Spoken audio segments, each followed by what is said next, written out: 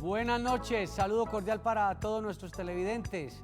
Gracias por estar con nosotros en la cita diaria de lunes a viernes a las 6:25 de la tarde y la repetición a las 5:30 de la mañana. Su caso en casa, para que dialoguemos sobre los temas jurídicos de una forma sencilla y descomplicada para que todos construyamos conocimiento.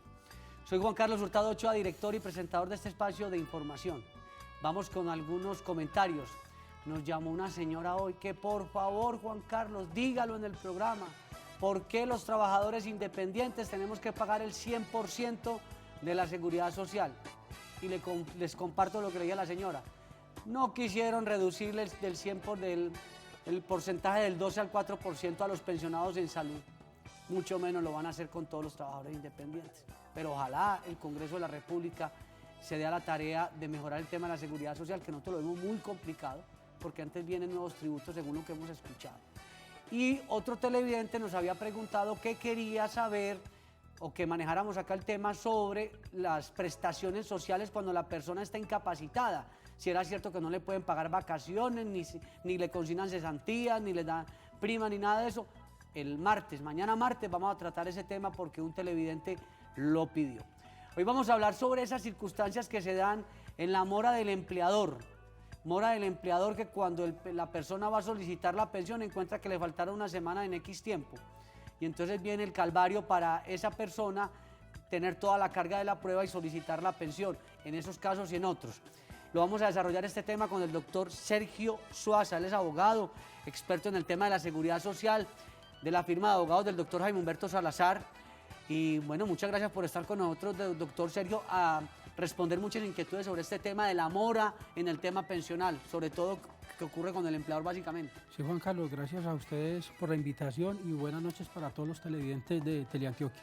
Afortunadamente el sistema de seguridad social nuestro y la sistematización ha permitido que nosotros podamos hacerle un seguimiento más cuidadoso de si el empleador paga oportunamente o no la EPS, la RL, la pensión, porque ya pues el sistema lo permite, pero a veces los trabajadores somos un poco descuidados y de repente pensamos, no, el empleador nos está pagando.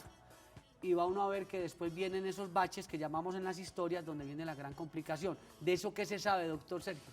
Juan Carlos, por fortuna pues la jurisprudencia de las altas cortes ya tienen decantado ese tema al referir de que en principio frente a la mora que hay que distinguirla de la omisión o falta de afiliación, porque recuérdese que la falta de afiliación por omisión del empleador, que es el que tiene la obligación legal de afiliar a sus trabajadores a la seguridad social, este tiempo es recuperable a condición de que el empleador directamente a través de un cálculo o título pensional asuma ese valor y lo deposite, sea ante un fondo privado o directamente ante Colpensiones.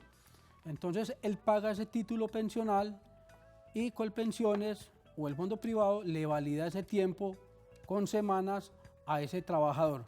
En cambio la mora es cuando el empleador afilia a su trabajador al sistema de seguridad social integral articulado por la ley 100 de 1993, pero posteriormente no honra la obligación de hacer esas cotizaciones de manera oportuna. Entonces eso va creando mora. Pero para efectos de que posteriormente, a través de una demanda judicial, le sean validadas esos tiempos, se tiene que probar que efectivamente el trabajador sí prestó ese servicio. Es decir, que se tiene que llevar a los estrados judiciales prueba idónea para acreditar que realmente existió esa relación laboral en esos tiempos en que no le cotizó el empleador. Tenemos televidentes. ¿Con quién tenemos el gusto hasta ahora? Doña Miriam, muy buenas noches. Muy buenas noches, doctores. Quiero abusar de su programa para contarles algo. A mí me despidieron estando incapacitada. Yo hice la demanda. En la demanda yo salí favorecida. A mi jefe le ordenó el juez pagarme la salud y la pensión hasta que me pensionaran, porque en ese entonces me estaban calificando. Hasta que me pensionaran. Este señor en el año deja de hacerle el pago por lo menos 3 veces al año.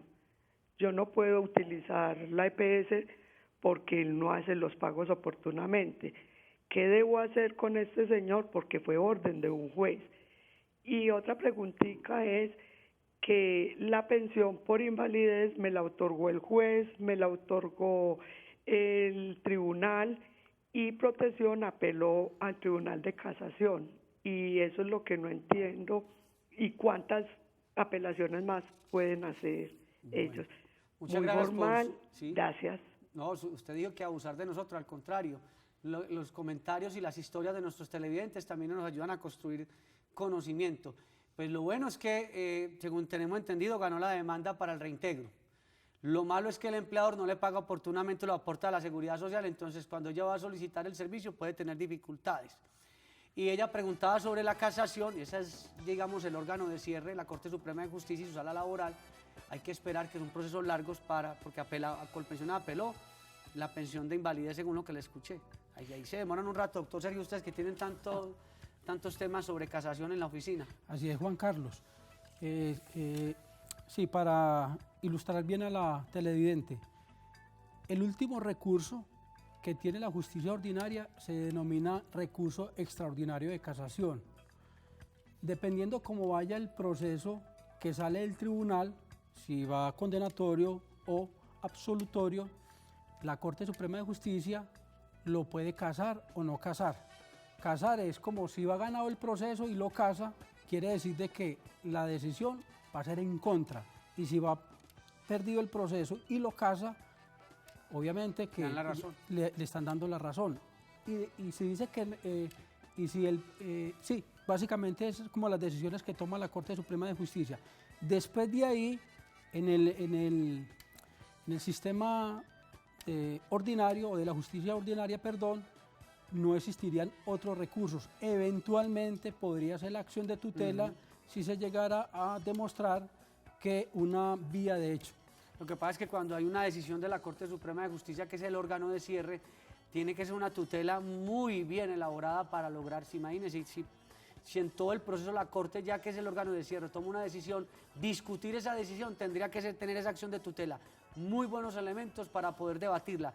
La señora tiene que tener paciencia porque esos fallos de casación son demoraditos. Sí, pero de igual manera también para acotarle esto a la señora frente al reintegro que ella tuvo, le entendí yo que a través de un proceso ordinario laboral, o no sé si sí, de pronto fue a través de una acción de tutela. O tutela tal vez. De pronto si el empleador sigue incumpliendo con ese deber legal de hacer los pagos oportunos al sistema de seguridad social, pues eventualmente esa sentencia constituye un título ejecutivo que podría de pronto promover una acción ejecutiva de cara para obligar a ese empleador a pagar esos aportes a la seguridad social, o también eventualmente vuelve a entrar en juego la acción de tutela, porque recuerde que todo está ligado a un derecho fundamental denominado la seguridad social, además de que ella viene incapacitada y eventualmente puede sufrir algunos traumatismos frente a la seguridad social, específicamente en el campo de salud.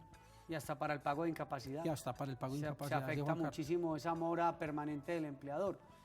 Tienen que entonces acción de tutela y no, eso es una persona con dificultades y fuera de eso lidiando con un empleador bastante desorganizado en el pago de la seguridad social. Don Hernán en Pereira, buenas noches. Sí, buenas noches. ¿Cómo le va? Doctor, Sí, señor. doctor Juan Carlos, habla con Germán, sí, acá de Pereira. Ah, don Germán, perfecto. Sí, vea, doctor, es para hacerle una preguntita aquí al doctor sobre mi pensión. Bien pueda. Sí, lo que pasa es que yo ya fui calificado por Colpensiones por cuestión de invalidez, por una cuestión de invalidez, y me la negaron, me llegaron 34 puntos, entonces yo apelé. Y en ese momento la apelación se va con una cirugía de corazón abierto que me hicieron, y entonces estoy esperando el fallo, no sé, no sé si salga a favor mío, entonces yo espero, la pregunta es esa, a ver cómo la ve el doctor. Pero venga. Junta Nacional ya. No, todavía no, doctor, todavía no, estoy esperando. ¿Don Germán es? Don Germán. Sí, ¿Lo calificaron sobre cuál patología o enfermedad? Por 2 cateterismos con sostenes me dieron 34 puntos de calificación. ¿Y cuándo fue intervenido quirúrgicamente? Hace 3 meses. Bueno, entonces yo pensaría en ese caso que lo razonable es esperar un diagnóstico más claro frente eventualmente a qué tipo de secuelas le podrían derivar de esa cirugía referente a problemas cardíacos, para efectos de que realmente quien te vaya a calificar tenga la certeza sobre el grado de afectación que puedes tener tanto en el campo de deficiencias como de minusvalía o de discapacidad, para efectos de determinar pues con claridad si te da para un 50% y así aspirar a una pensión de invalidez, porque recuerde que necesariamente debe llegar al 50%. Ahora, una recomendación que podemos hacer aquí hoy es que muchas veces cuando él está en el proceso, apenas está Junta Regional, no sabe, pues todavía no ha llegado hasta la Junta Nacional. Cuando usted tiene dudas y siente que ese dictamen no es suficiente, usted puede acompañarse de un dictamen de un médico experto en daño corporal que pueda controvertir la historia médica y en un momento dado, cuando vaya a apelar, tenga mejores elementos y no decir, apelo, ¿por qué? Porque no estoy conforme con el dictamen. No, que tenga unos elementos científicos y médicos que puedan permitir aumentar esa calificación. Lo que yo veo complicado, sin ser médico, obviamente, es que cuando se dan los procesos de tratamiento, de intervención, lo que se busca precisamente es amilanar un poco la dificultad física. Entonces, si él salió exitoso de su cirugía y está muy bien, puede que antes de la calificación pueda bajar porque su situación no se ha agravado. Puede ser, por eso, Juan Carlos, yo refería que habría que mirar qué tipo de secuelas le pueden quedar después de esa cirugía. Es más, si la apelación aún está en la Junta Regional, porque eventualmente podría ir a la Junta Nacional, cuando sea citado por la Junta Nacional y ya tenga como mayor claridad sobre ese tipo de secuelas, usted podría aportar esa historia clínica a la Junta Nacional para efectos de que ellos la tengan en cuenta. Fernando, desde San Antonio de Prado, buenas noches. Sí, muy buenas noches, ¿cómo están? Muy bien, gracias a Dios. Gracias a Dios. Claro Yo sí. tengo una inquietud, a ver si me colabora. Claro. Yo he soldado mucho, llevo muchos años soldando. Y quiero saber, me dicen ¿Que podría tener una pensión por alto riesgo? Me dicen que tengo para pensionarme 250 semanas menos.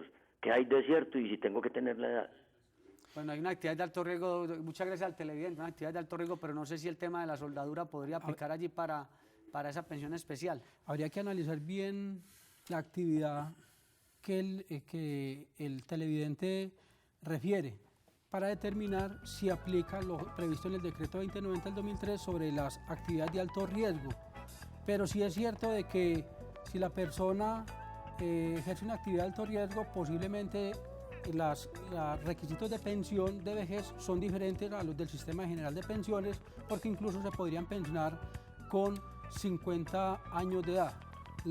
El techo son 55 y el piso serían 50 años de edad, dependiendo también el número de semanas que tenga.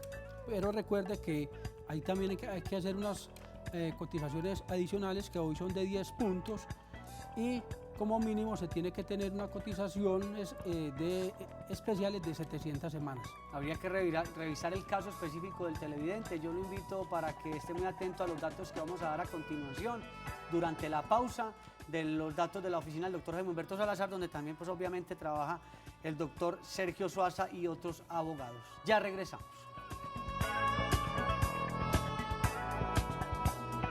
Para ubicar al doctor Sergio Suaza, al doctor Jaime Humberto Salazar, las oficinas en Medellín, carrera 49, número 5058, edificio San Fernando, oficina 302, teléfono 513-8930. En Río Negro, carrera 48, número 5055, Centro Comercial San Francisco, oficina 215. Solamente para enviar mensaje en línea de WhatsApp, 304-218-8191. Oficina en Bogotá, ubicada en la transversal sexta, número 271020, edificio Antares, oficina 102. En Cartagena, avenida Venezuela, 844, Centro Comercial 1, local 410.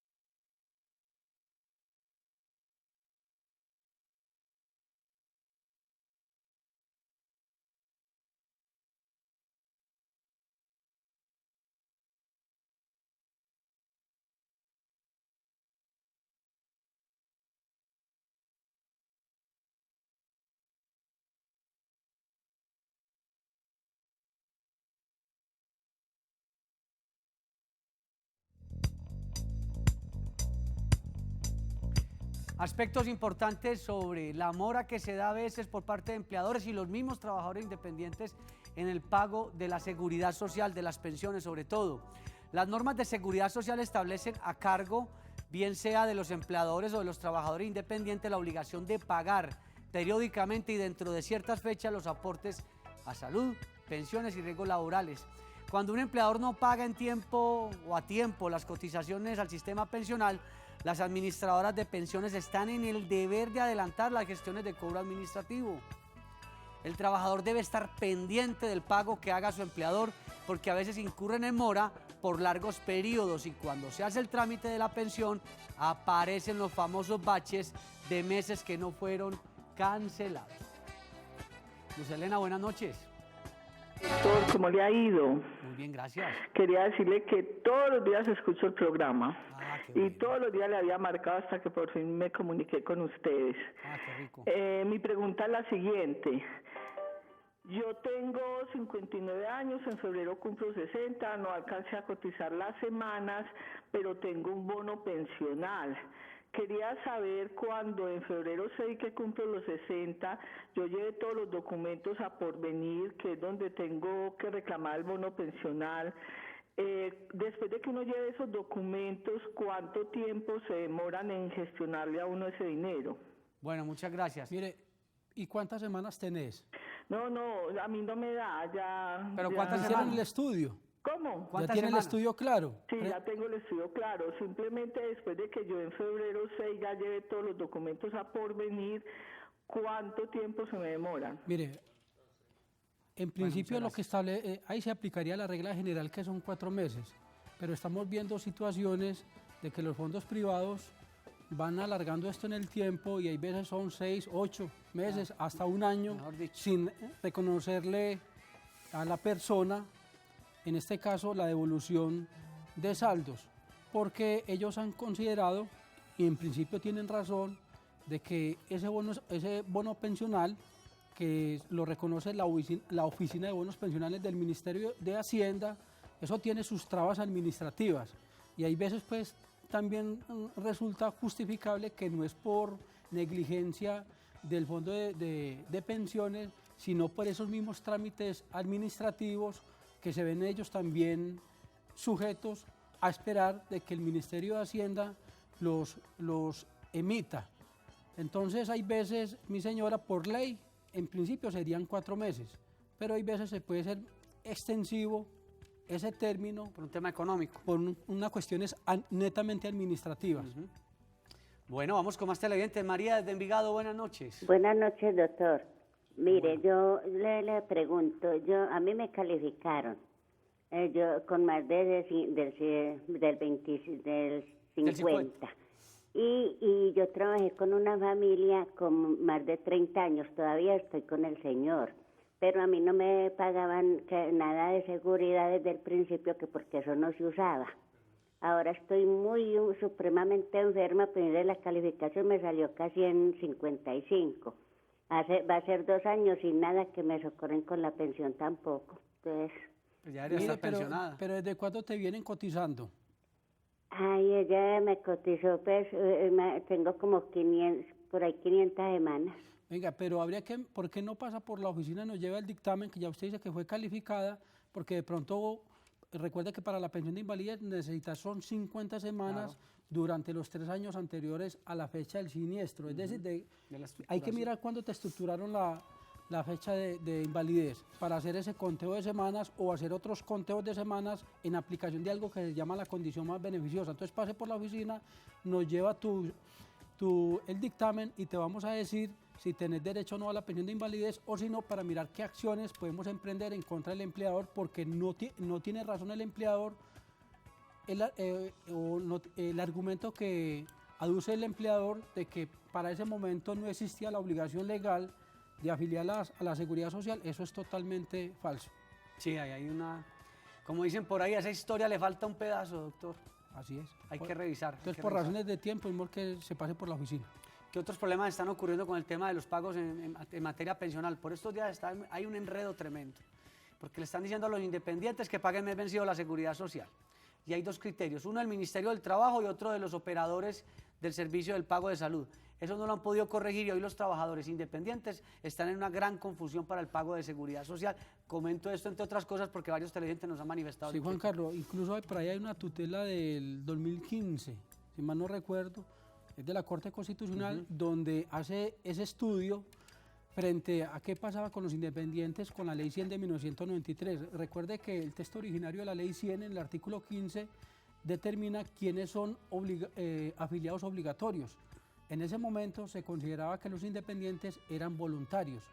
Luego entonces, con la expedición de la Ley 797 del 2003, ya se dijo de que eran afiliados obligatorios. Entonces, con base en ese cambio normativo, la Corte Constitucional dice de que en esos casos específicos sí se aplica la mora del independiente y se tienen que aplicar de manera retroactiva esos pagos que haga. Es decir, si la persona con esta precisión, que la Corte Constitucional analiza el decreto 1406 del 98 y el decreto 3085 del 2007 para establecer como la aplicación de la retrospectividad de la ley y apartándose, obviamente, no apartándose, sino diciéndole a Colpensiones y al Ministerio Trabajo y de la Protección. Okay. De la Protección, no, a la Superintendencia Financiera, sí, que el criterio que ellos habían impuesto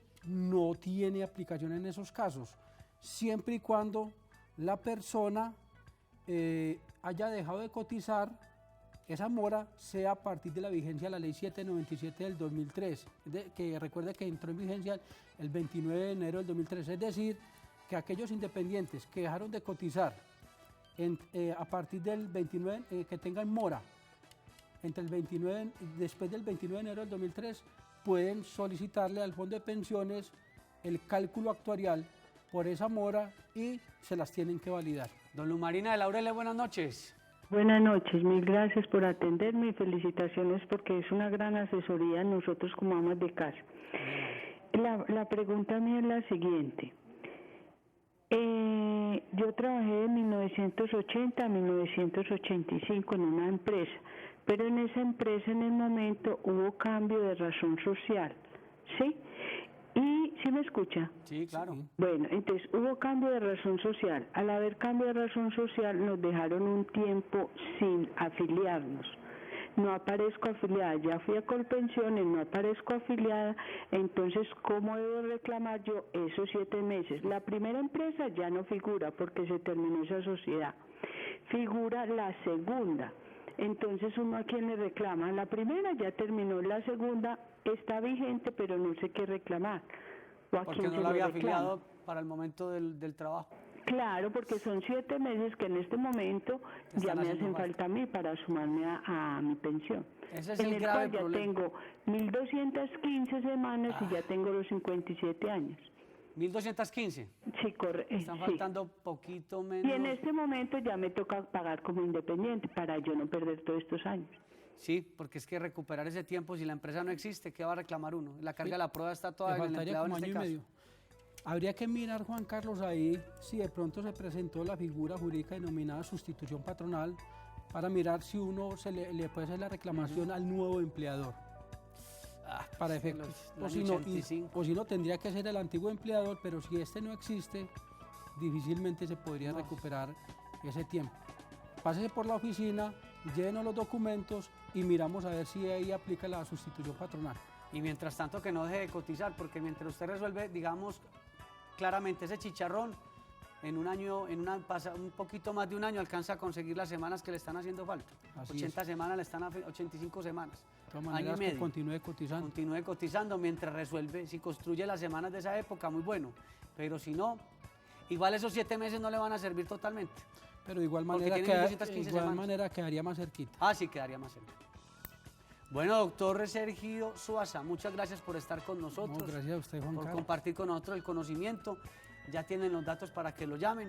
Y al doctor Jaime Humberto Salazar. Estuvo también con ustedes Juan Carlos Hurtado Ochoa en la dirección y presentador de este espacio. No se vayan porque ya viene la emisión central de Teleantioquia Noticias, porque Teleantioquia te ve en grande.